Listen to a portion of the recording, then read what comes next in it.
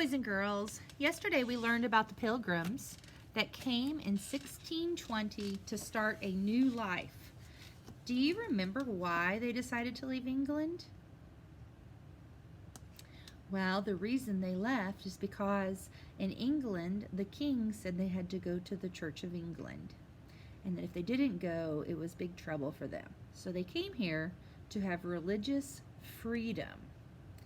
Religious freedom means that you can choose which church you want to go to. It's actually a very important part of being an American. When you're in America, the rest of the world looks at you a little differently because we have certain freedoms here that not everyone has. Now, I'm not saying that America is the best country or it's the worst country or that other places are not as great. What I'm saying is that when America began, we had certain freedoms that were written into our laws. And those were a little different than what happened in other countries during those times.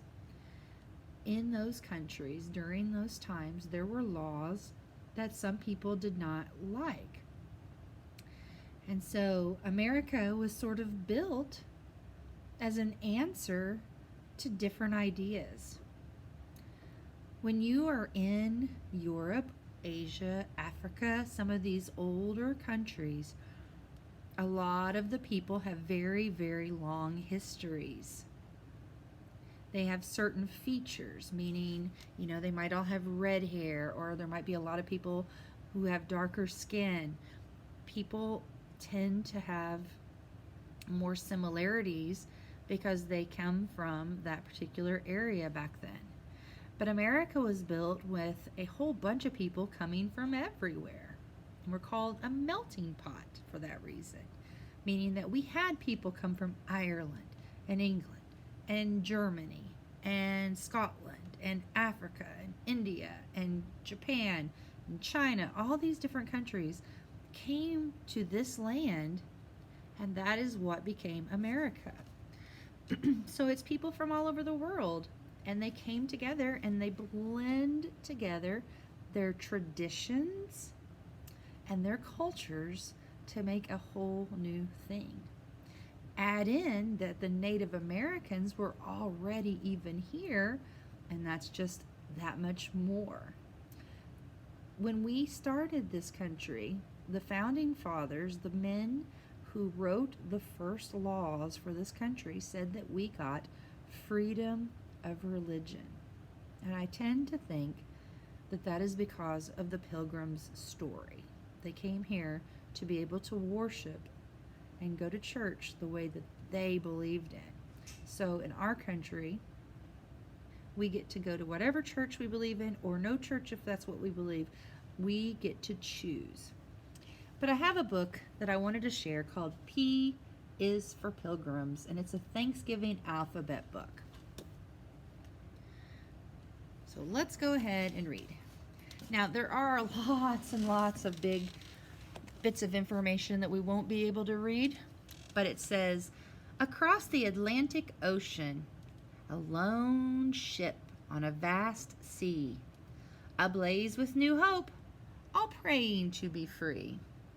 And then on the top it says, the Mayflower en route to America landed at Plymouth 1620. So this is a map, and it shows where England is, and then over here is the United States, down here. So you can see the path from this red dot. The Mayflower traveled to this red dot. So here's the Mayflower, and this ocean is called the Atlantic Ocean.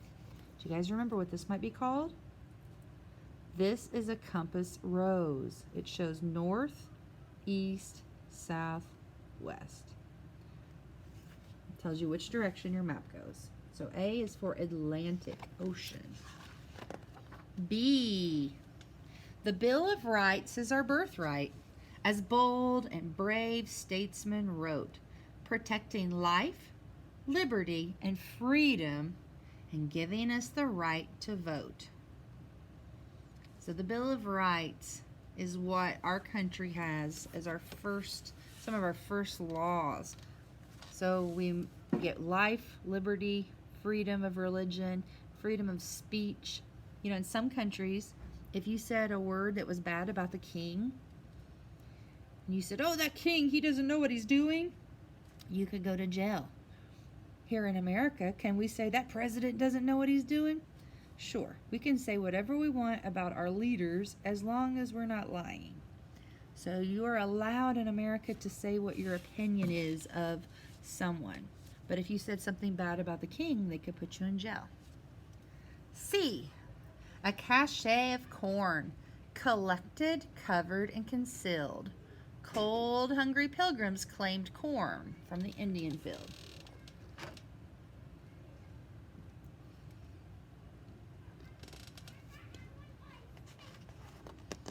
D, drums, dances, and games, deer moccasins from animal skin, dyes for clothing and blankets, pilgrims thank their native friends again. Now, if you remember from that early map, these Native Americans lived right on the coast by the ocean. When we talked about Native Americans having buffalo hides that they used for their clothing and their shelter, that's because they lived in the middle of the country where the plains were. This native group that they met are called the Wampanoag, and they do not live where buffalo are, but they did hunt deer, and they caught fish and mussels and other shellfish, and they would eat those things. So if you recall, when I was telling you how different the tribes were, this tribe would be very different from the ones that we've studied.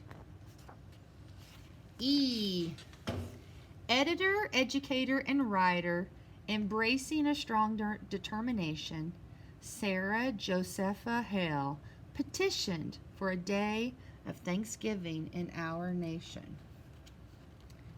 So before Abe Lincoln was president, there was no Thanksgiving holiday. When our 16th president, Abe Lincoln, got a letter from Sarah Hale, he made Thanksgiving a holiday. Sarah Hale is famous for being the person who wrote the nursery rhyme, Mary Had a Little Lamb. She used to write to presidents all the time, telling them we should have Thanksgiving. But none of them listened until Abe Lincoln was in office. At the fall frontier feast, Indians and pilgrims came together to eat, roast the deer and wild turkey, long planks on trestles for tables and seats.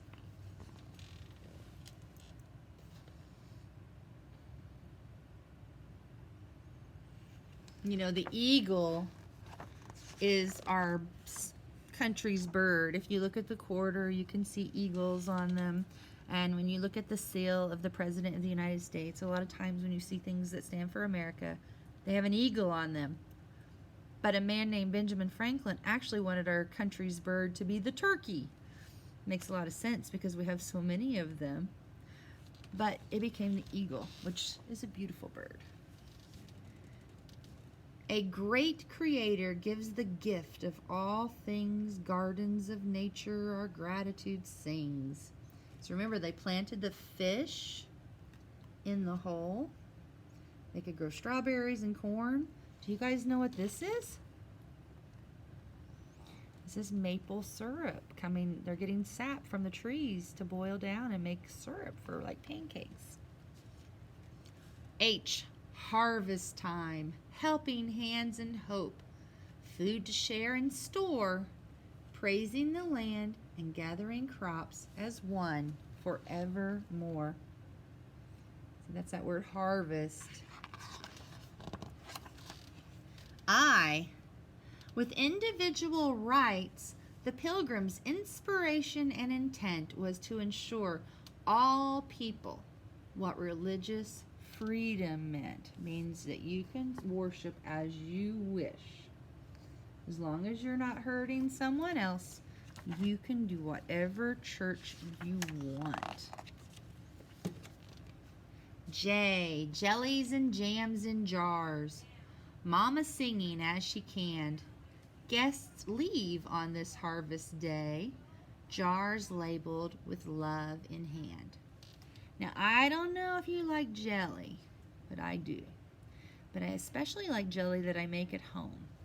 You can take berries or fruits and boil them with sugar and add something called pectin, which makes it into jelly, and make your own jelly. Okay, kids keeping busy.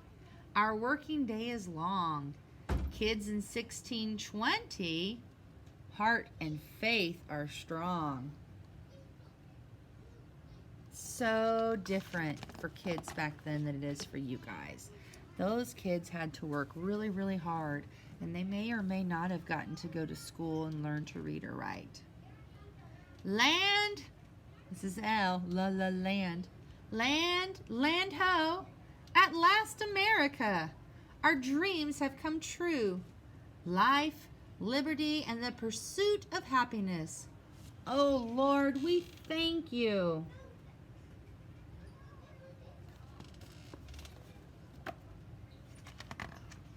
M, Mayflower moored in Massachusetts. Miles Standish led men to explore a new strange land now called home for everyone, rich and poor.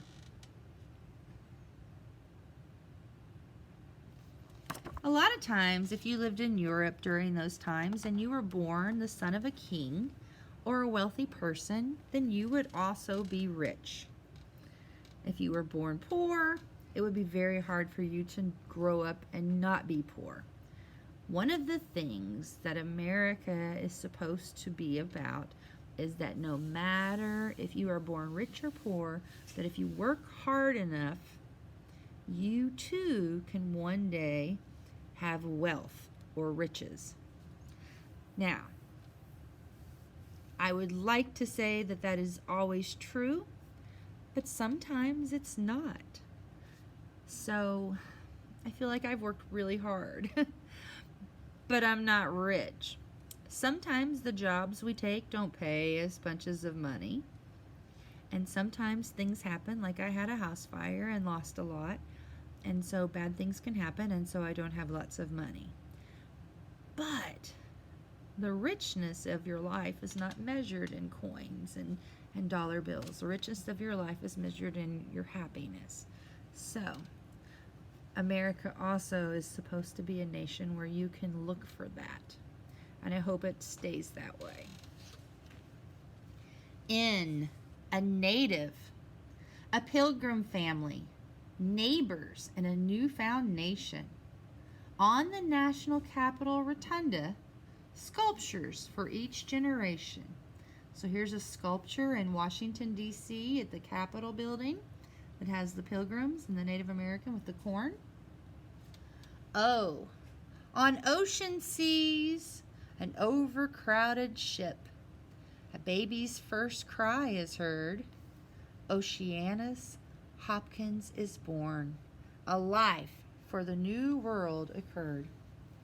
So on the Mayflower, while the pilgrims were coming over, a baby girl was born, and her name was Oceanus. She was named after the big ocean. P, pumpkin pudding, pumpkin bread, and pumpkin spicy pies, pumpkin bars and pumpkin cakes. Oh, how they appetize. Q, quietly quilting by firelight, scraps of old cloth the women sew, the children writing their ABCs using quills for pens long ago. So we know what pumpkins are. Quilting is when you take scraps of fabric and you put them into a pattern, sew them together, and then you use your needle to go through and make a blanket. And a quill is a feather. You see this little pot? It's full of ink. It might even be smashed berries. They probably made their ink. You dip your quill in there and then you write. See, he's writing ABCs. There were no ink pens and pencils All races in our republic respect each other's rights and responsibility. Our forefathers pledged all citizens are entitled to peace, refuge, and tranquility. So our forefathers thought of our country as one where we lived all colors and types of men and women together peacefully and tranquilly, meaning quiet and happy, and that we gave refuge. So that means if somebody's living in a dangerous place and they need somewhere to go to be safe, that America takes them in and helps them. We give refuge. Some people live in countries where people don't want them there and their lives are in danger. How scary would that be? And so, when those people come to America, we are supposed to take them in and help them. We've been known for that for many years. Does it always happen? No. S. Samoset and Squanto, Indian friends, two forest ghosts of shadow and light, stepped from the trees to welcome us. No food nor shelter was our sad plight. So Samoset and Squanto were their helpers. T. The tale of Tom Turkey, as told, a sly and magnificent bird, was wanted as our national symbol, but the bald eagle was preferred. There's the bald eagle. And I said Benjamin Franklin wanted to use the turkey as the bird of the United States. I would have been okay. He's a pretty guy, and I like turkeys. I find them to be kind of interesting. They're really not very smart animals. I've raised turkeys. I had turkeys, and if you don't show a baby turkey where the food is, it'll just stand there and stare at the wall and not eat. They're not very bright, but the turkeys that I've raised will follow me around like a dog. They're very friendly birds for the most part. U. A universal umbrella of nations, united through prayer and celebrations. Thankful for worldwide blessings, we bow our heads in dedication. V. Viva Volunteers! A very special day. The soup kitchen is ready to serve. Vegetables, venison is deer meat, turkey and pies, a meal all citizens deserve. So, this is about the United Nations. America is part of a group of powerful nations, powerful countries that works together to take care of things around the world. They work to make sure no country is out of line and doing things they shouldn't be that hurts others, and they come up with ways to solve problems together. Volunteers. This boy is volunteering. That means he's giving his time and working for free to help feed a hungry person. I don't know if I've told you this or not, but my dad is a volunteer. Since he quit working, he has been working on a homeless shelter for vets. Vets are the men and the women in our country who've gone to war or signed up to be in the Army, Navy, Air Force, Marines, and have gone to war because they believe in protecting our country and us. And my dad was very worried because there are a lot of people who basically said that they were willing to do anything to take care of us who were homeless. And so my dad, my dad has been working on a veterans homeless shelter. And they build tiny homes or put in tiny homes for the men and women who don't have anywhere to stay, who once were soldiers for our country. And they just got their first family into a tiny home a few weeks ago. It was a man and his 2 children. And they're getting ready to put their next in. One of the great things about America is that there's so many people who volunteer to help others and have kindness in their hearts. It's pretty important, you know. We really do need that. We all need each other, and everybody needs a helping hand now and then, no matter who you are. So I hope that you one day will help someone else in need. W. We, the Wampanoag, observe our wise way. As the woodland culture, we honor each day. So look at their homes. They're not teepees. They're made from poles. You see the poles? And I believe that's bark, but it may be grass. But they're called a wetu. Oh, it's woven mats. So they've woven together grasses. This is called a wetu. X. X is my signature. X is how I must sign my name. Many of us could not read or write. The right to do both was our aim. Women get the vote. You know, for a long time, only men got to vote. And only white men. And then black men got the right to vote. And then women got the right to vote. But so many people could not write their names because they'd never been to school. So they just signed their name with an X. Y. Yellow Feathers Treaty of Yesterday. Yearning for peace. Written in the year 1621. A friendship that never ceased. Now, I will tell you that's not true. The Wampanoag and the Pilgrims became friends. And they helped each other. They both needed each other at the time.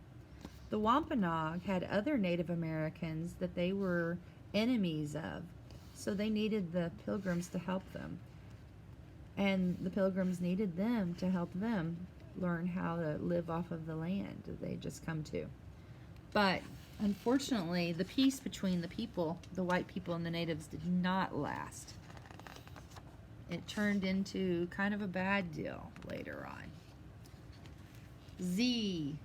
Zippy bands zigzagging down the street. Zebras trotting. Zeppelin like balloons afloat. Flags flying. Banners waving. A Thanksgiving Day parade playing a happy note.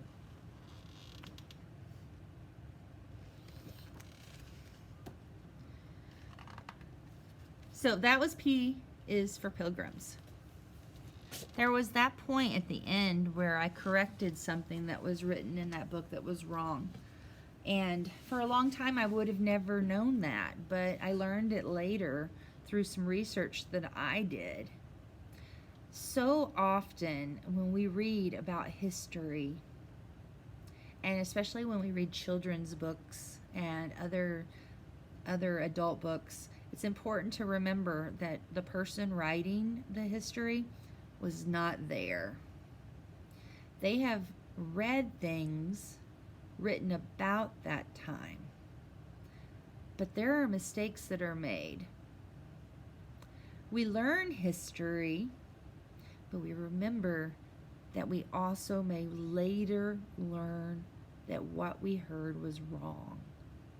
It's important to learn your history. It's even more important to keep your minds open to new information. Nobody alive today lived back then. The only things we know are the things that we have read that have been kept through the years. Anyway, have a great day. Bye.